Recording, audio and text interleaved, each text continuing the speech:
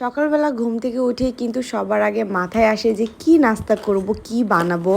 So আজকে একটা ঝটপট ইজি রেসিপি নিয়ে এসেছি, আমি প্রায় বাসায় বানিয়ে খাই।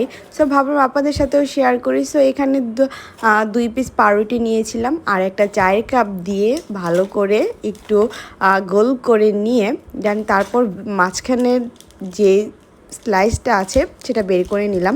দেন এখন আমি আমার এই মিনি পটটাতে সুন্দর করে পাউরুটিগুলো একটু তেল দিয়ে দেন তারপর পাউরুটি টুকরোগুলো দিয়ে এখন একটা ডিম দিয়ে দিলাম।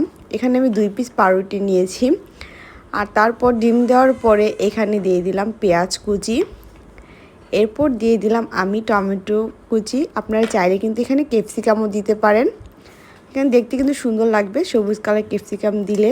দেন তারপর দিয়ে দিলাম আমি কাঁচামরিচ কুচি, দেন দিলাম লবণ আর দিলাম সামান্য পরিমাণ একটু মরিচের গুঁড়ো, এটা অপশনাল, আপনারা চাইলে এখানে গোলমরিচের গুঁড়ো ইউজ করতে পারেন। দেন তারপর এই যে গোল করে রাখা পাউরুটির পিসেসটা এখানে মাঝখানে দিয়ে দেন তেলের মধ্যে একটু ফ্রাই করলে কিন্তু হয়ে যায় মজার এই নাস্তাটা।